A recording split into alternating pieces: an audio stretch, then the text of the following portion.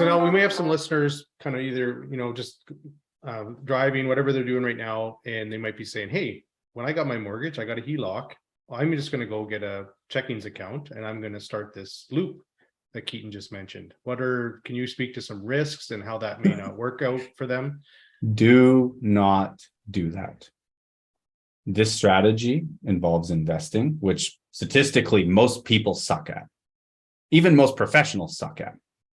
Like something like 60-something% of professional fund advisors don't outperform the market.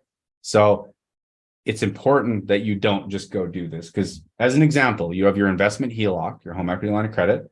An emergency comes up, you borrow $7,000 to pay for a personal expense.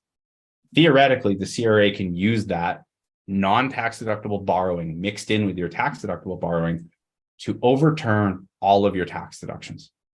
You can ruin your life with this strategy by making poor investment choices, by being sloppy, or theoretically, because I do want to be fair, if you're just really, really unlucky, maybe you start the strategy tomorrow, you do everything right, and we go into a 25-year window where the stock market just crumbles. Maybe interest rates go to 30%. Personally, I live with this risk because my attitude is if that level of thing happens, owning a home is going to be whatever. Like, we're dealing with anarchy in the streets. Retirement is a myth at that point. So personally, I eliminate the worst case scenarios. But at the end of the day, if this is something you're interested in, you need to make sure you can have the right product with the right lender that's set up incorrectly and it won't work correctly. Some lenders, when you pay down your mortgage, it takes 30 to 60 days for it to become available in your home equity line of credit. So there's things you need to know to make sure this works well. And that's where the professionals come in. For sure. And now you mentioned about stopping and unwinding. So let's say we have some people that are maybe somewhat risk averse and they want to and they're looking to get a new mortgage and you set them up on the readvanceable.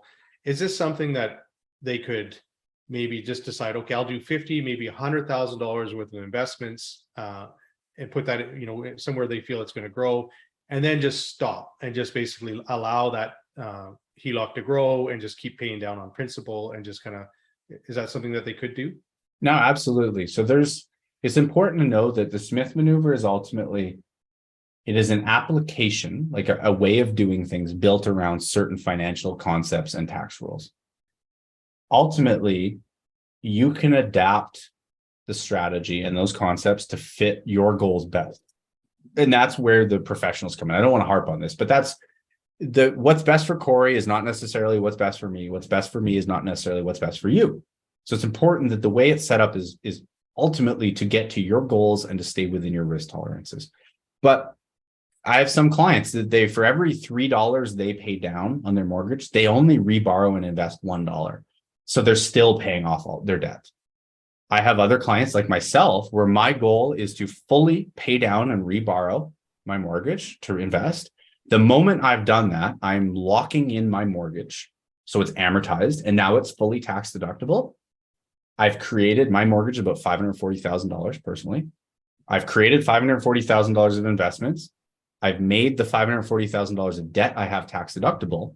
Once that's achieved, which should roughly take about 8 years in my situation with a rental property, I am then going to pay off that $540,000 of tax deductible debt. I am not going to let it run forever. But there's different ways to apply it for different people. I just don't like the idea of debt forever. My goal is to get myself in a position where I'll have enough for my family. The moment I know confidently that regardless of how well the market does, I'm there, I'm switching strictly to risk management. I'm going to take the risks while I'm young. I'm going to try to manage them. But the moment I've got enough momentum, I'm going to start turning that risk dial down as quick as I can. Better to have it and keep it than build it and lose it. So.